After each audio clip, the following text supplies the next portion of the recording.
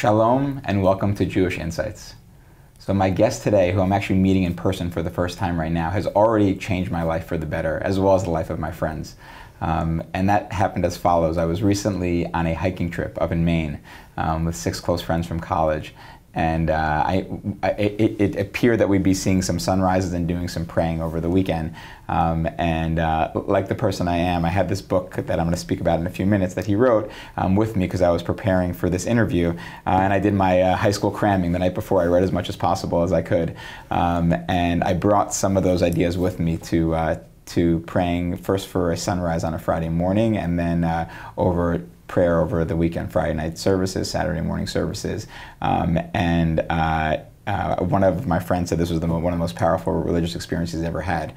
I credited the book. I said that I happened to just start reading this week, and I really brought a lot to it. And so I'll start by just excitement to actually be interviewing the author of this book today, who influenced that whole experience. Rav Daniel Kohn is the rabbi of Bat Ayin in the Judean mountains of Israel.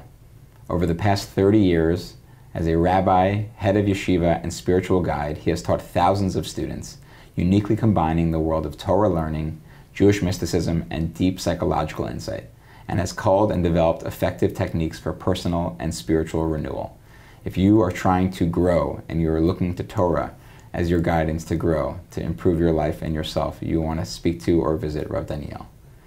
In addition to his work as a community rabbi, Rav Daniel lectures and conducts meditation and personal growth retreats in Israel, in the US, and online. He's just returned from a trip to Mexico, where I saw videos of him in a room with 600 people, mostly not Jewish, leading an amazing and spiritually transformative experience. So that's, if you can imagine your brain, what that's like. He's also a professional composer, a talented clarinet player, which hopefully he'll share with us today. His albums and performances are a unique genre of spiritual music, meditation, and Torah teaching. You can find his musical performances and powerful meditation videos on YouTube by just looking up his name. He is the author of Book of Yearning, The Sidur's Path to Love, Growth, and Fulfillment, which I have right here. And he is also the book of something that came out literally in the past couple of weeks, which is Positive Prayer for Difficult Times, which kind of takes the book on prayer and goes to the next level in the aftermath of October 7th. And then finally, I will say that he is a teacher of my teacher. So Rabbi David Jaffe is someone who introduced me to the world of Musar, of Jewish character development. And one of the first things I remember Rabbi Jaffe telling me about was about his experience in Bat Ayin. And so when we were connected by our friend Eli Schwabel to have this interview, and I saw the word Bat Ayin, I immediately called Rabbi Jaffe, and we caught up. And it's a zchut, it's a merit, as they say, to have you here, Rav Daniel, in person, to learn from you in person. I'm very, very excited, and I'm grateful that we share Rabbi Jaffe as well. So welcome. Thank you for having me. It's a beautiful opportunity for me to be able to meet you, to talk to you, and via that conversation to reach and hopefully inspire and nourish as many people as possible. Amen. Amen. And I know there's so many ways that you can do that, so we'll try to jump around a little bit. I think just first, let's just say a little bit of, first of all, what is Bat Ayin? That's where you came from. It says the Judean mountains, but give people a little bit of a semblance of, if they were to go meet you where you live, what kind of community that is. Oh, well, first of all, they would come down a mountain that overlooks about 1/3 of Israel. And so they would immediately be struck by the vastness of the horizon, the possibility of seeing beyond the local, and then they would begin to descend down into our village, and from the top you see the village, but you see all the way out to the Mediterranean Sea. And then I think what would happen to them is they'd come in and they would see this archaeological dig, which spans back to during the Second Temple period, when people were pressing grapes there and using a ritual bath next to it so that they would be appropriate for use in the temple. And then they would probably get curious looking at the houses, because they would see that every house looks different. There's no like standard plan. And that would perhaps become sort of a metaphor for the type of people that live there, very independent type seekers, artists and physicians and musicians and computer people, but sharing a kind of a sort of an off the beaten trail way of seeking their connection with God, people. And then they would turn right and come down out to my house, maybe, to visit me, and they would perhaps come onto the roof of our house where there's a Beit Midrash called Beit HaEtz, and they'd come in there. It's kind of a wood space. That's why it's called House of Eights, of tree. The tree house. The tree house. And it's literally the house of study that is a tree house. I love that. It's a tree house, and it's also a subtle reference to the fact that there was one tree in the Garden of Eden which had two perspectives on it, according to many of the interpretations. One perspective was one of judgment and the tree of knowledge of good and evil, or really of judging good and evil, and the other the tree of life. And so they perhaps would walk into wondering which one they're going to get. Okay. And and there in that space, I conduct various kinds of events, musical events, meditation retreats, etc., etc. And then if they would go on, they would come down to the shul, which is a beautiful stone building. That's where my pulpit is, where my rabbinical services are primarily provided. And if they would come like on a Friday night, they'd see a lot of dancing and singing. They'd see like no particular standard way of dressing or praying, but all within a broad gamut of orthodoxy. So that's a little bit about Bat Ayin. Wow. All right. So how does a boy from Great Neck end up in Bat Ayin? Oh man, that's a good question.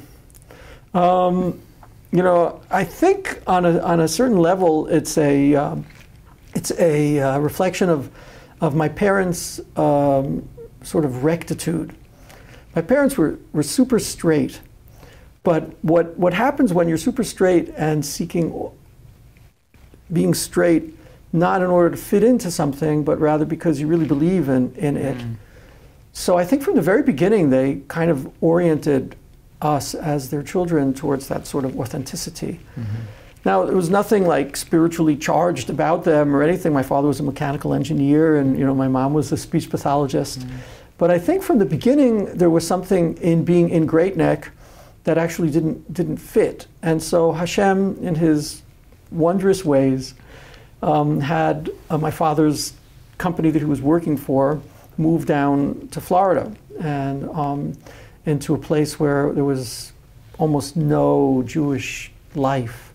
And we were keeping Shabbat, we kept the Sabbath, and we kept kosher, and we were just kind of like in this Jewish wilderness, and that really kind of forced, I think, all of us to discover from within ourselves who we are and to seek that. And so the Great Neck boy, when he was 13, left Great Neck and went to Pompano Beach, Florida, and grew from there in an orientation that, like, you don't have to seek to fit into something that's already a given. And so I married a woman who's like that from Fifth Avenue, Manhattan. Okay. And she, when we were living in Har Nof, we had an apartment in Har Nof, we were all set up, we could have just stayed there and it would have been good. Just like when I graduated Columbia, I could have just stayed on Long Island and become a lawyer like my mom dreamed. Right. But she said, no, we're starting something together. And so we went with the first 7 families up to a barren hilltop. Super exciting, super hard. Wow. Yeah, and began Bat Ayin. So. When was that? We're talking 35 years ago. 35 years ago. Yeah, we started with 7 families. Now we're over 400 or 500. Wow. That's a piece of the story. That's a long way. By the way, I spent a summer in Har Nof also. We didn't make that connection. Okay. No, we didn't. It's a very special place. I don't know if you were alive when I was there. Right, exactly. I was there, I think, in the 2010s, somewhere, 2014, 2013. No, we were like long gone. You got it. Okay, wow, beautiful. Okay, so let's start with the book. I know there's a lot of things for us to talk about, but you came out with, I guess, 2 books now on prayer, a book and a booklet. And I know that, like, more broadly, you're focused on kind of personal transformation through Torah and spirituality, let's say. how do I make prayer more meaningful? You know, let's start with that question. How do I make prayer real? Or what's your advice for someone who's seeking to make prayer real? Yeah, well, I think actually you put it well, by focusing on personal transformation and fulfillment in life. That might not be someone's initial thought, right? I think the average person might be like, I rarely say what people's initial thoughts are. Prayer is I'm asking God for something, right? I'm going to request something of God, or prayer is a time to that's a bad orientation. Yeah. That's a really bad orientation. So let's start with what is prayer then? Yeah, well, prayer, I mean, in Hebrew, the word tefillah has nothing to do with asking. Okay, tefillah is the Hebrew word for prayer, right? Yeah, tefillah is the Hebrew word for prayer, and the rabbis actually describe it as the service of the heart. The service of the heart, okay. Avodah shebalev, the service of the heart. Right. That's not what tefillah means. That's what. Okay, great. Well, that's the way it's described in the Talmud, as the service of the heart. And the more common word that's used for it is tefillah. Well, well, tefillah has many sub-meanings, but none of them is making a request. Mm-hmm. So that already should give us an indication that the fact that we actually enunciate a request is a expression of something that's going on inside of us. Mm-hmm. And what's going on inside of us, if we would give like a literal translation of the word tefillah, which is not an easy word to translate because, you know, its root seems to have to do with, I guess a term would be fair, even though it's kind of overused, would be mindfulness. Okay. Because the word palal, which is the root, is actually a word which has to do with thought. Mm-hmm. But we're not talking about intellection, we're talking about like focus. Mm. And another sub-meaning in that word is clarity of judgment, and clarity of purpose, and clarity of what's appropriate where and when. Mm-hmm. And another sub-meaning, and that'll be enough for now, is a different play on the way the Hebrew word is written, which has to do with connection. Mm. Tafal has to do with something which is connected. Okay. So none of those is a request. So review with me. So it's focusing, meditation, and connecting. Those are the three that you said? Is that right? Did I do it wrong? Yeah, that's good. Okay. Yeah, you put in meditation. I thought you said I wanted to stay away from that. I said mindfulness. Oh, mindfulness. Sorry, I conflated mindfulness and meditation. See, you know how much of a rookie We'll get there, don't worry. There you go. Mindfulness and meditation. Fine. So mindfulness, focus, and connection. Fine. Yeah, connection. Great. Wait, and then you also had a piece in here. I'm testing you on your own book, talking about Yaakov's language towards Yosef. Jacob's language towards Good for Joseph. you, yes. I did the homework. I read the book you over got here. It, man. Come on, so share that out with us. I thought that was very powerful. All right. Well, I mean, I don't remember what I wrote. I've moved on since then. Let me teach you about your book. Let me teach you a little about your book. Yeah, beautiful. Good. Thank you for reminding me of that. That is a really powerful statement that Jacob makes when he meets Joseph. Right. After so many years of separation. Right. Joseph has been sold into slavery, is gone. Jacob has given up hope of seeing his son again as soon as he's dead. Or maybe not. Sorry, I went too far. Let's not give up hope too quickly. Fine, let's not give up hope too quickly. And so what does he say? He was in mourning and sadness and intense yearning and longing that he should meet him. Mm-hmm. And he does say that. I did not pilalti, that same root, which Rashi then explains as meaning, one of the great interpreters of the Bible, interprets it as meaning my heart would not have the courage to have thought that I would meet you again. Right. So interesting. So I didn't have the courage. I didn't allow myself to have this aspiration and yearning. I was like unwilling and unable to allow the intensity of my longing for you to overcome me. All of these are, because Hebrew is a multi-layered language, so it's difficult to give one word in English. Right. But which is why when I write in English, it comes out to many, many pages, and when I write it in Hebrew, it's much fewer. It's worth learning Hebrew to read this book. There you go. It cuts off a third right there. Right. But in any case, so that actually is a very deep way of tying together these other meanings. I wasn't willing to let myself focus my intention in a way that I would experience the yearning for our connection. Mm-hmm. And here you are. And here you are. Yeah, and I love that use of that word, which is actually a rare word in the Bible, pilalti, which becomes the root according to many of the great ancient teachers, the Maharal especially, who's an important teacher of mine from early on in our history. Yeah. In any case, so that has to do with the courage for hope and yearning and longing that are all embedded in prayer. But the yearning and longing are all rooted in what I consider to be the most basic aspect of your humanity, which is our orientation towards growth, fruition, development, moving beyond where we are. And so prayer is our most intense expression of what is actually the most natural heart orientation that we have. You want to become more. Every child you ask, like, I want to become more. I want to be a fireman. I want to be something that's going to make a difference. Someone's going to make a difference.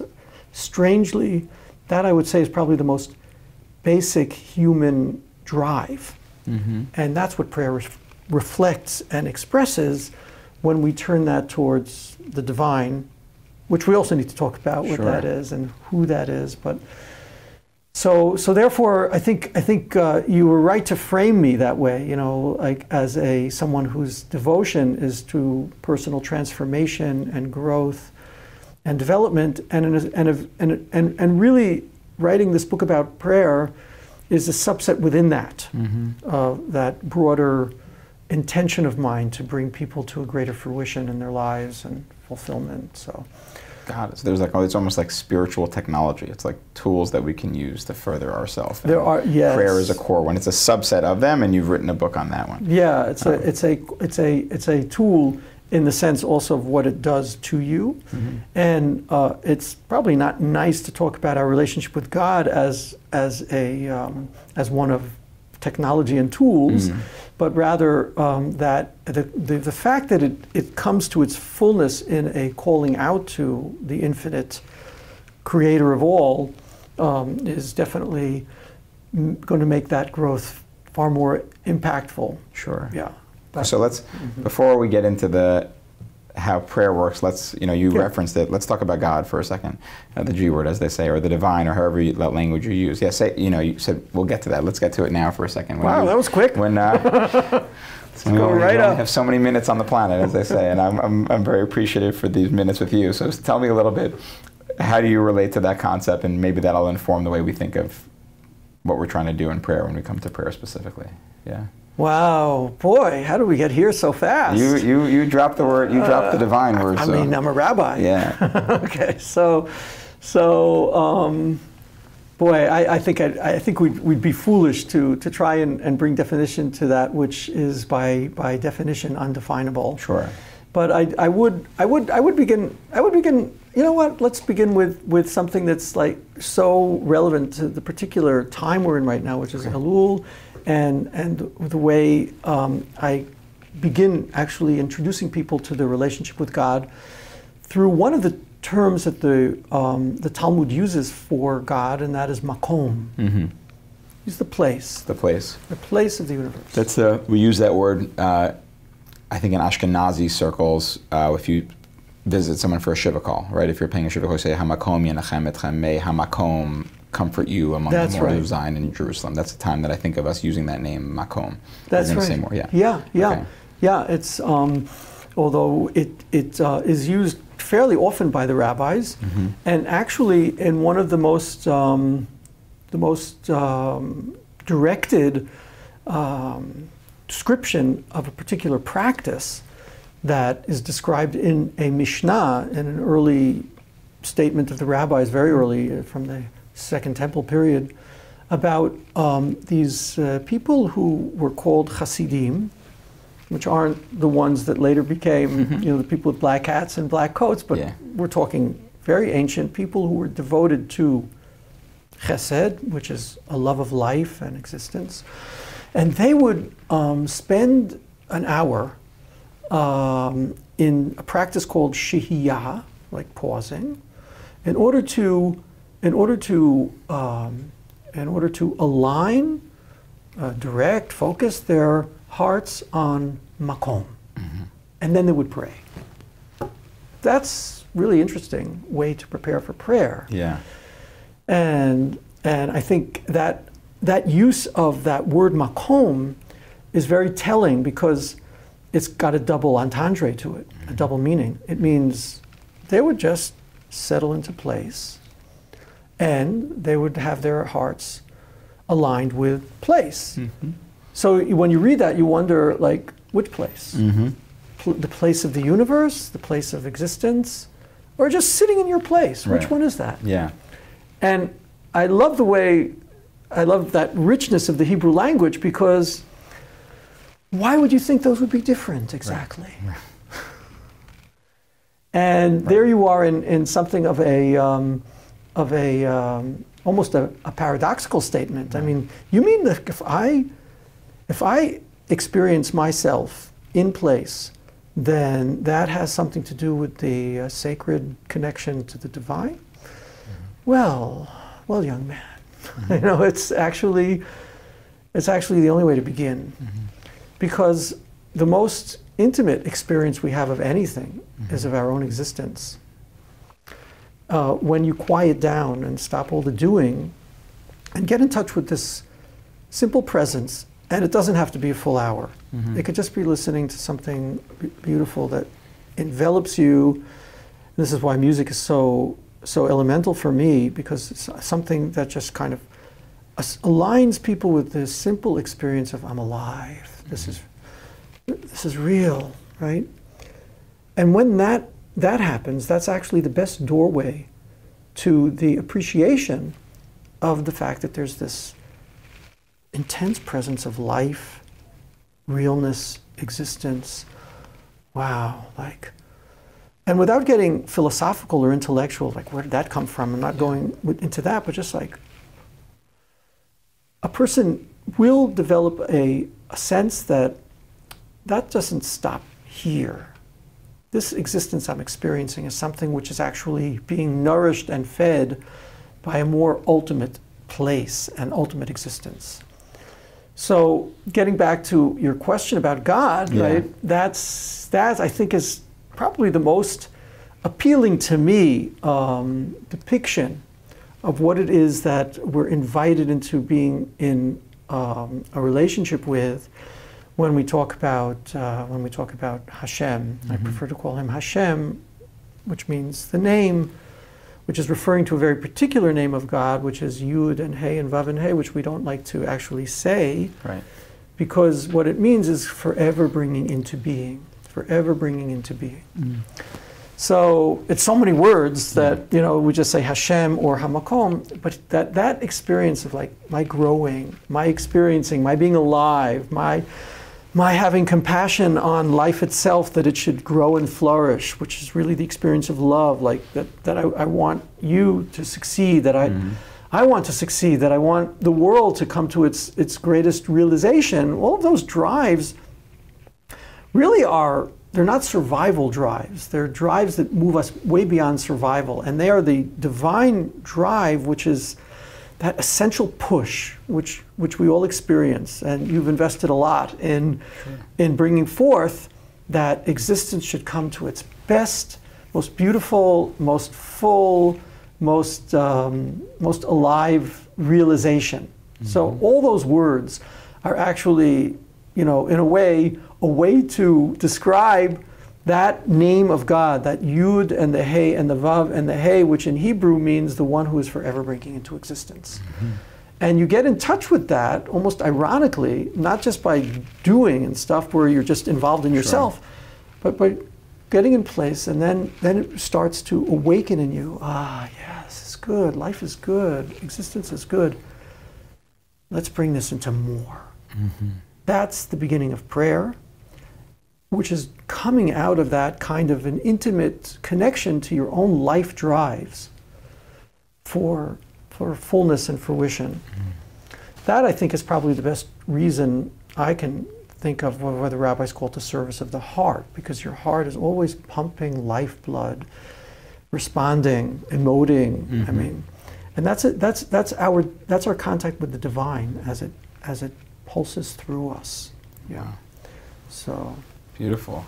So we have answer. The place and the name, and that's I think so that relates. And I will say that you mentioned Shahiyah before, the idea of like pausing before, and I think that was one that really, I mentioned being on like a mini retreat with some college friends, and that like hit me so hard. I think the first night I like rushed into Mincha at sunset and like missed it. I was knocking it at Mincha, the afternoon service, because I wanted to like get it done so I keep enjoying the sunset, if that makes sense.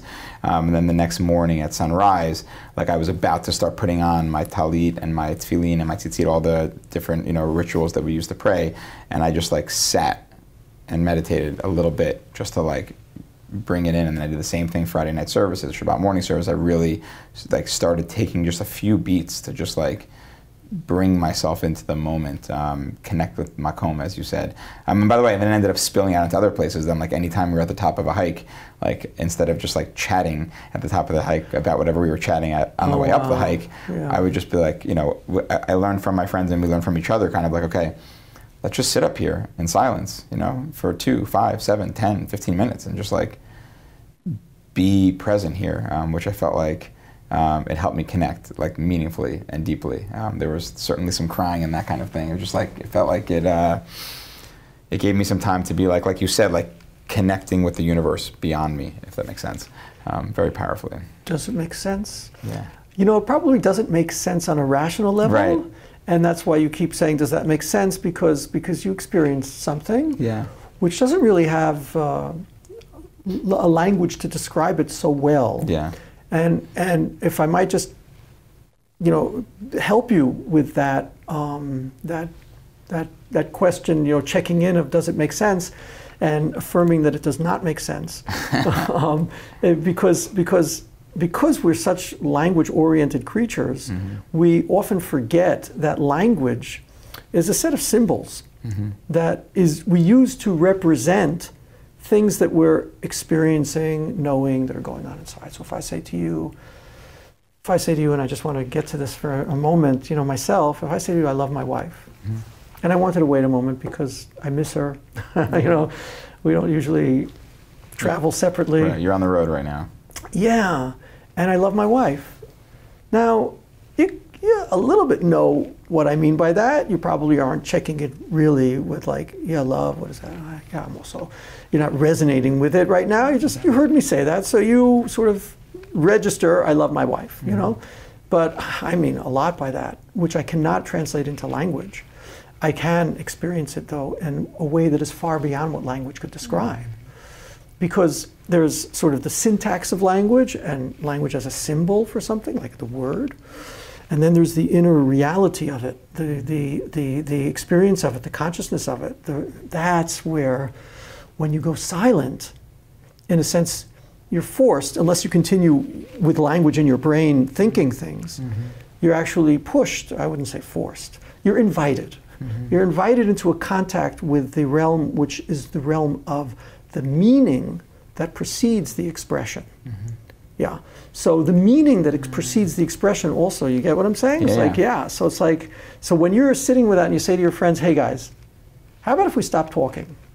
You're doing a sacred act, because in that sanctity of the inner sanctum, which you are now, in a sense, forcing them to at least attend to, unless they start WhatsApping or like meandering around with their memories and ideas about things, but rather actually just be there for a moment. Then what happens is we're no longer sort of in the symbols of meaning, but we're actually touching what's meaningful. Because what's meaningful for you is not me saying, I love my wife. That's not what's meaningful for me. Well, the meaning is that experience of that fullness and richness of the inner reality of that lovely feeling, which I'm feeling right now. Yeah. I'm happy it brings me joy to see that joy emanating out from you. That's beautiful. So I want to get to prayer, but I want to back to prayer, but I want to ask one question on that note, if that's okay. Okay, yeah. And I'm glad you used the word note, because I have an idea. Oh, fine. Well, let me just ask one thing, which is, you live in a beautiful place.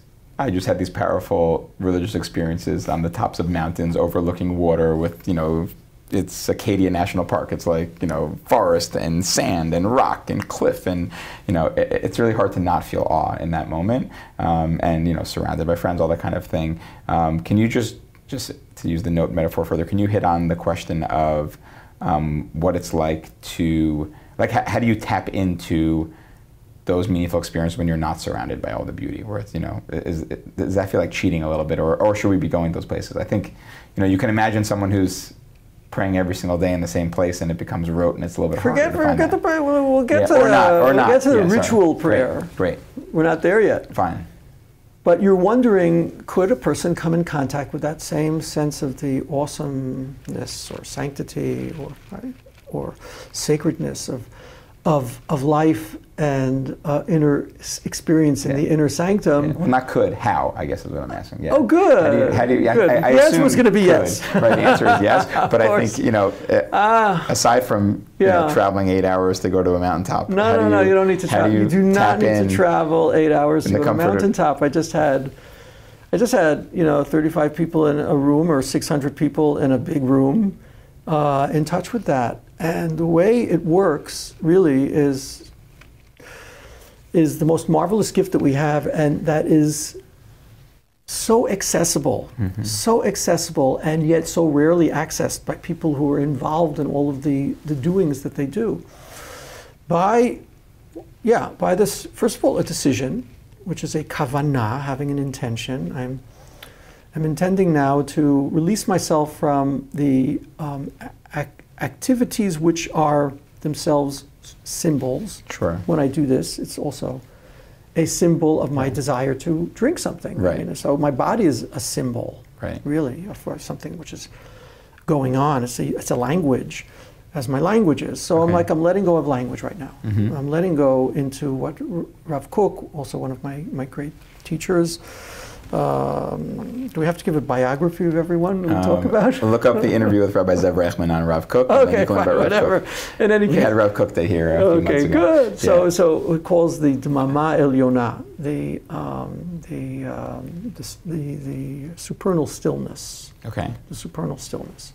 So learning how to access that. But another way, and that's why I was playing on the word note and also playing on the word playing, is that music is also a metaphoric language for inner experience, but it's a much more readily accessed one, and a much more impactful one, oftentimes, than is the language of words. And so music is able to expand our consciousness, or we're not even talking about expanding it right now, we're talking about simply contacting our awareness and consciousness of the goodness of existence itself, right? And because of that, I actually use a lot of musical non-melodies to not get people into humming along, but rather to get them into just listening to the tone and letting the vibration act on them. Which, may sound a little flaky to some people, but other people who are aware of the neurological impact of music on for instance, on the brain cells, and actually this extraordinarily intimate occurrence, which is the most direct. The neurons actually vibrate the vibration wave of the note being played. It's it doesn't need to be translated. Yeah. So this is a very intimate contact with life itself, existence, and so that's why I use music. And maybe even you or the audience would be. I was going to say, do it. Okay. Help me. If I could do it on a mountaintop, help me plug in a TV studio in Times Square. That seems like far from the mountaintop. Let's see.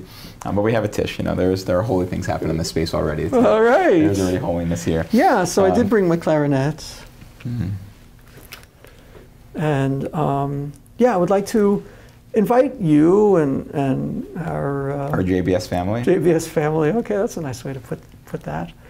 Into just taking a few moments for that and allowing these tones to play on you the way they play on you. Mm-hmm. And playing is actually used in the Bible as one of the ways to describe music. Also, it's a play in so many different aspects, but in Hebrew, the word to play, the way it's used in the Bible, is to expand.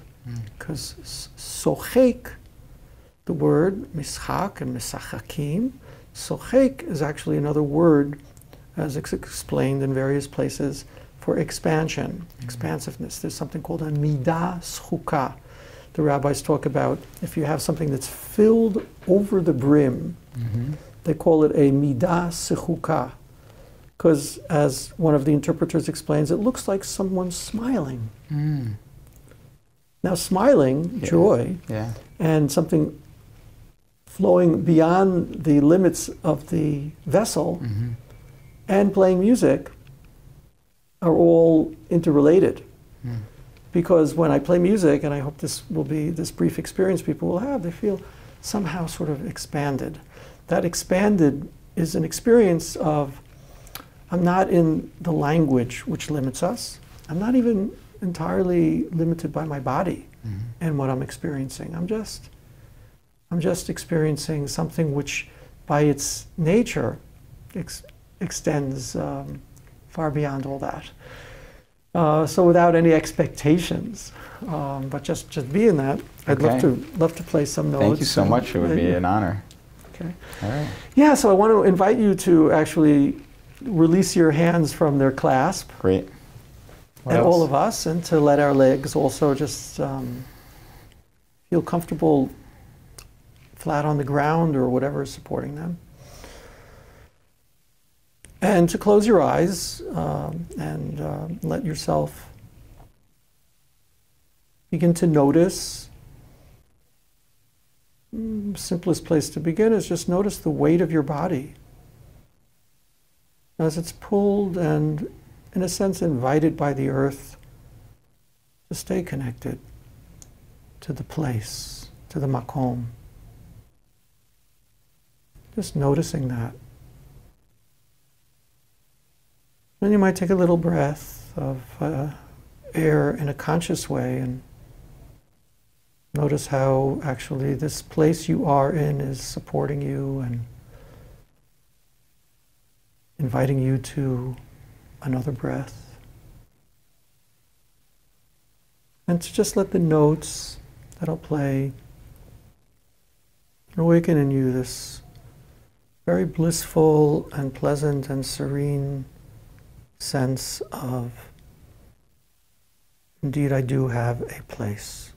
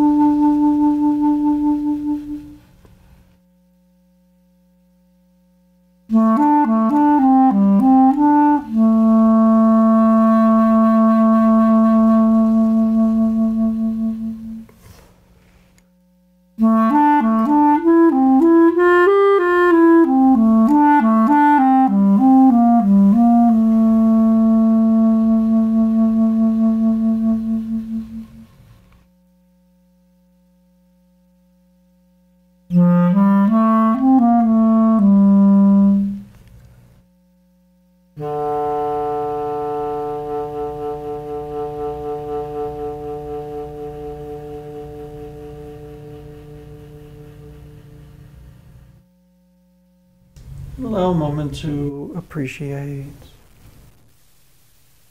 to be thankful,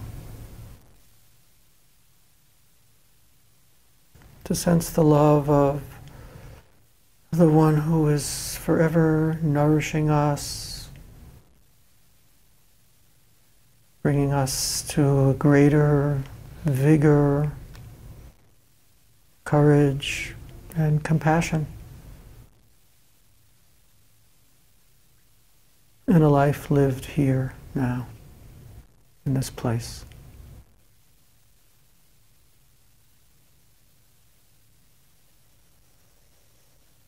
I have a question. That's okay. Ask, my son, ask. So I was really pulled into that beautifully, but one thing that I noticed a couple times that like certain burdens kind of kept like trying to like creep their way in, if that makes sense. I think I remember I was at a silent meditation retreat, and they kind of said that like the technique they suggested was kind of like you wave at those things almost like you're driving on a highway and like you're passing them and they're going by, just to like you wave and then kind of send them on their way, if that makes sense. Do you have approaches for thinking about like how do you interact with those burdens in that space, or more broadly? I have a few techniques. Sure. I used to guide people much more in that sort of silencing, but I discovered that for what I'm hoping for people, that doesn't have to be quite that way. You know, there are experiences that are available.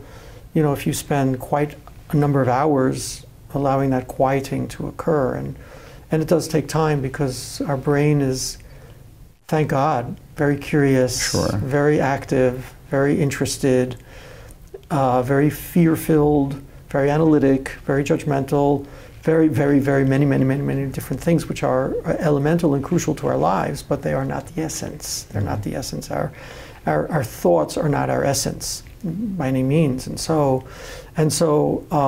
those burdens, as you call them, are generally generated by your brain activity. So one thing that is very simple, I think most simple for most people, is to just focus on something else. And so you focus on your breath, for instance. And this is where I started to shift more into music, and then ultimately into more active meditation.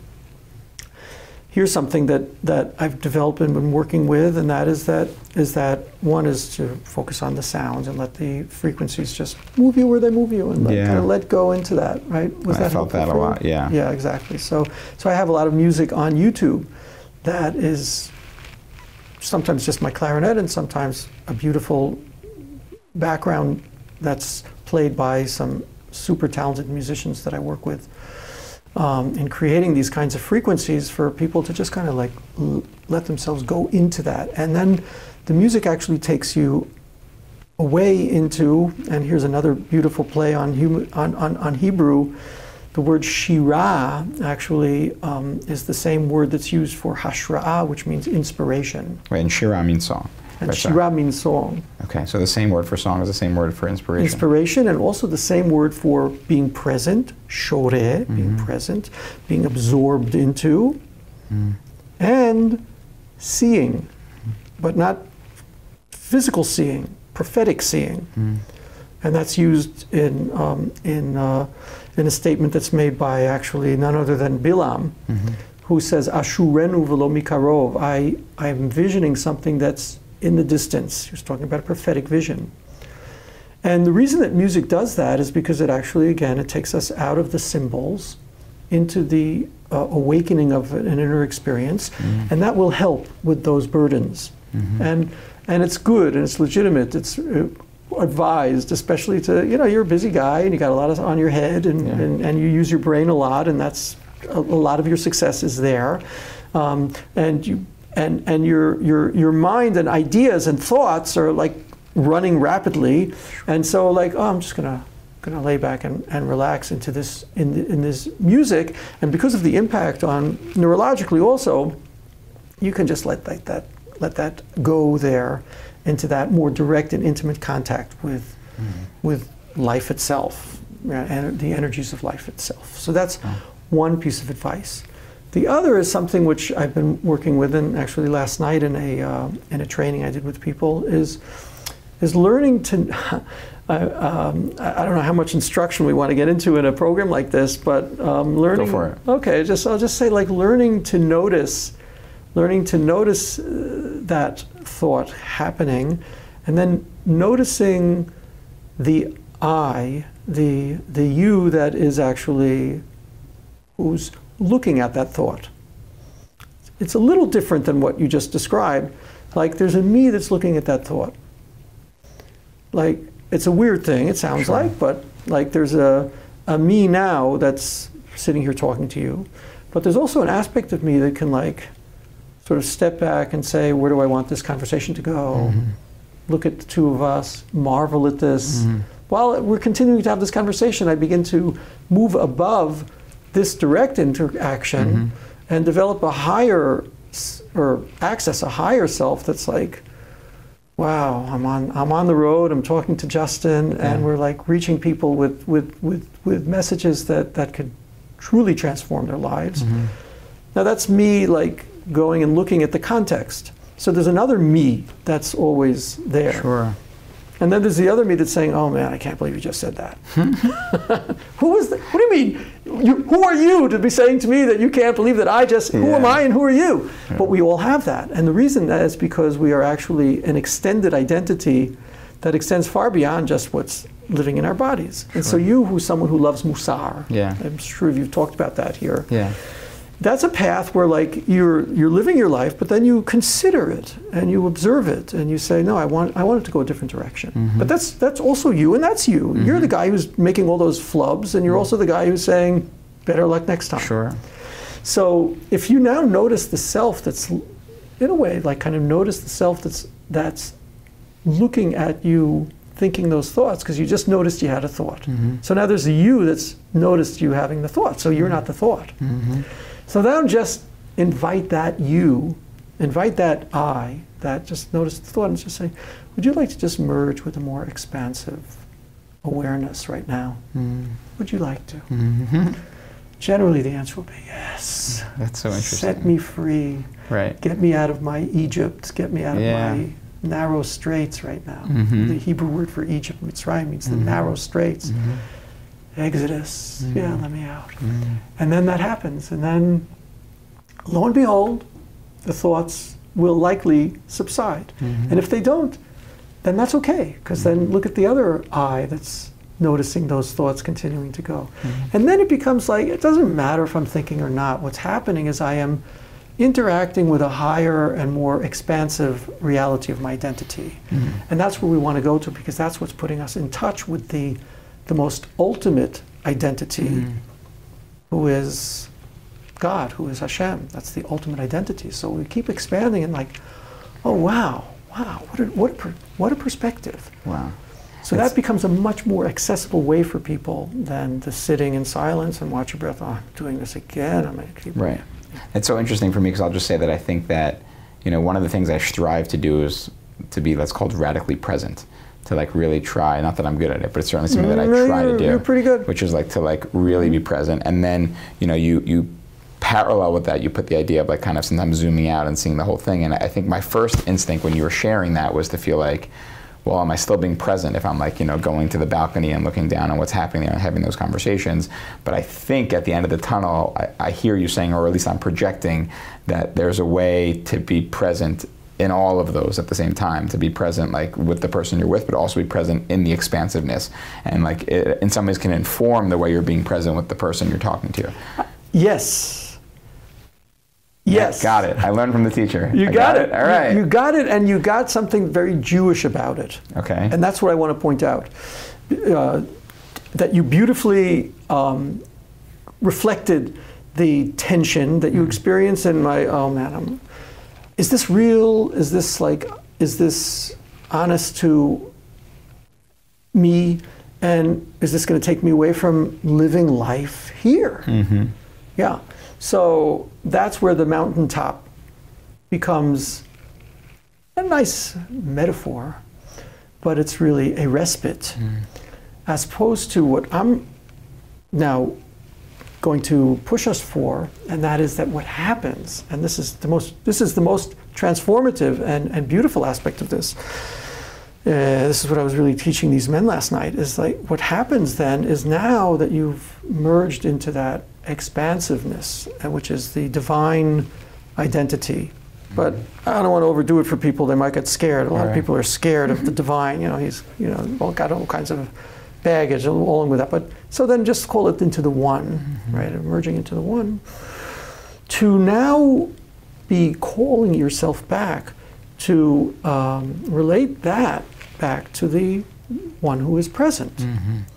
Because part of the knowing of the unity of existence and reality, which is the one God, or God is one, not there's one God, but part of being in contact with that oneness is that, not that, so then we are called to now just let go of everything and move into that nullification of the I.